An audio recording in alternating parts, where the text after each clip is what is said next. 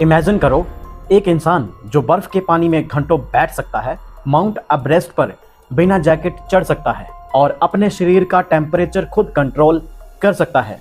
सुनने में ये किसी सुपर हीरो मूवी जैसा लगता है, लेकिन ये सच है। इस इंसान को दुनिया कहती है द आइसमैन।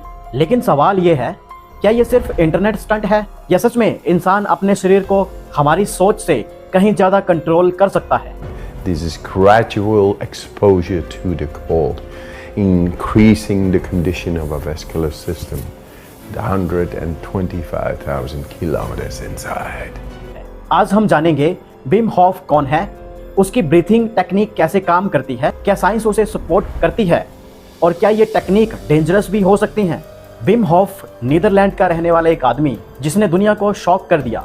उसने कई अनबिलीवेबल रिकॉर्ड्स बनाए, जैसे कि बर्फ में सबसे ज़्यादा समय बैठना, एक्सट्रीम कोल्ड में मैराथन दौड़ना और फ्रीजिंग टेम्परेचर में माउंटेन क्लिंब करना। इसी वजह से लोग उसे कहने लगे द आइसमैन। लेकिन असली शॉकिंग बात रिकॉर्ड नहीं थी, बल्कि उसका दावा था हर इंसान अपने शरीर को ट्रेन करके ऐसा कर सकता है। नॉर्मली जब हमारा शरीर ज़्यादा ठंड महसूस करता है तो बॉडी सर्वाइव मोड में चली जाती है, ब्लड वेसल्स सिकुड़ जाती हैं, बॉडी कांपने लगती है और टेम्परेचर बचाने की कोशिश करती हैं।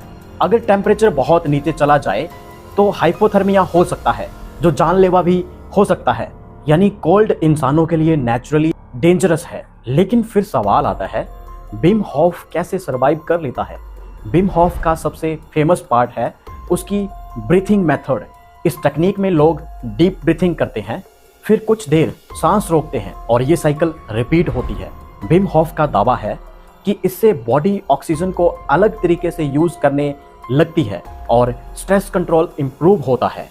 कई लोग कहते हैं उन्हें इससे एनर्जी फील होती है, फोकस बढ़ता है और एंजाइटी कम होती है। अब सबसे इम्पोर्टेंट सवाल, क्या साइंस भी इसे सपोर्ट करती है? कुछ रिसर्चर्स ने विम होफ पर एक्सपेरिमेंट किए और रिजल्ट काफ़ी शॉकिंग थे। उन्होंने देखा कि वो अपने नर्वस सिस्टम पर अनयूजुअल कंट्रोल दिखा पा रहा था। नॉर्मली हमारी इम्यून रिस्पॉन्स ऑटोमेटिक होती है, लेकिन एक्सपेरिमेंट में उसने ब्रीथिंग और कोल्ड एक्सपोजर के जरिए अपने बॉडी रिस्पॉन्स को इन्फ्लुएंस किया। यानी कुछ लेवल तक माइंड और बॉडी कनेक्शन सच में पावरफुल हो सकता है। आज सोशल मीडिया पर आइस बाथ ट्रेंड एक्सप्लोड हो चुका है। सेलिब्रिटीज, एथलीट, इन्फ्लुएंसर सब आइस बाथ वीडियो डाल रहे हैं। आखिर क्यों? क्योंकि लोग बिलीव करते हैं कि कोल्ड एक्सपोजर रिकवरी इंप्रूव करता है, स्ट्रेस रिड्यूस करता है। लेकिन क्या ये पूरी तरह सेफ है?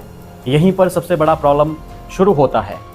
इंटरनेट पर लोग बिना ट्रेनिंग एक्सट्रीम कोल्ड चैलेंज करने लगते हैं। कुछ लोग आइस वाटर में बेहोश तक हो चुके हैं। एक्सपर्ट वार्न करते हैं कि विम होफ टेक्निक हर इंसान के लिए सेफ नहीं है। अगर किसी को हार्ट प्रॉब्लम हो, ब्रीथिंग इशू हो या वो गलत तरीके से प्रैक्टिस करे तो सीरियस डेंजर हो सकता है। यानी सोशल मीडिया अक्सर सिर्फ रिजल्ट दिखाता है, रिस्क नहीं। विम होफ सिर्फ कोल्ड की बात नहीं करता, वो माइंडसेट की भी बात करता है। उनका कहना है कि मॉडर्न लाइफ ने इंसानों को मेंटली वीक बना दिया है। Comfort zone, AC room, no physical challenge और कंस्टेंट स्ट्रेस। उसके अकॉर्डिंग जब इंसान कंट्रोल डिस्कम्फर्ट फेस करता है तो मेंटल विजिलेंस बढ़ती है। और यही रीज़न है कि कई लोग कोल्ड एक्सपोजर को डिसिप्लिन ट्रेनिंग की तरह देखते हैं। लेकिन कुछ लोग कहते हैं कि इंटरनेट पर विम होफ को ओवर हाइप किया जाता है। यानी अगर कोई बिलीव करता है कि टेक्निक काम करेगी तो उसका ब्रेन वैसे ही रिएक्ट करने लगता है। लेकिन इसका मतलब ये नहीं है कि सारी बेनिफिट्स फेक हैं। रियलिटी शायद बीच में कहीं है। आज की दुनिया में लोग स्ट्रेस से भरे हुए हैं, एंजाइटी, बर्नआउट, मेंटल प्रेशर, और इसी बीच विम होफ जैसा इंसान आता है जो कहता है अपने शरीर और माइंड पर कंट्रोल वापस लो। शायद इसी वजह से लाखों लोग उसकी तरफ अट्रैक्ट हो रहे हैं। लेकिन यहाँ एक डेंजरस साइड भी है। सोशल मीडिया हर चीज़ को एक्सट्रीम बना देता है। अगर कोल्ड शावर अच्छा है तो लोग सोचते हैं आइस लेक में कूदना और ज़्यादा अच्छा होगा। अगर ब्रीथिंग हेल्पफुल है तो लोग लिमिट्स क्रॉस करने लगते हैं। और यही इंटरनेट कल्चर का प्रॉब्लम है। हर चीज़ कंपटीशन बन जाती है। अब सवाल आता है, क्या आम लोग विम हॉफ मेथड ट्राई कर सकते हैं? हमारा शरीर और हमारा माइंड शायद उतना वीक नहीं है जितना हम सोचते हैं, लेकिन इंटरनेट इंस्पिरेशन और रियलिटी में फर्क होता है। डिसिप्लिन जरूरी है, लेकिन साइंस को इग्नोर करना डेंजरस है। एक तरफ मॉडर्न वर्ल्ड है जहां लोग कंफर्ट में जी रहे हैं, दूसरी तरफ एक आदमी जो बर्फ में बैठकर दुनिया को चैलेंज कर रहा है।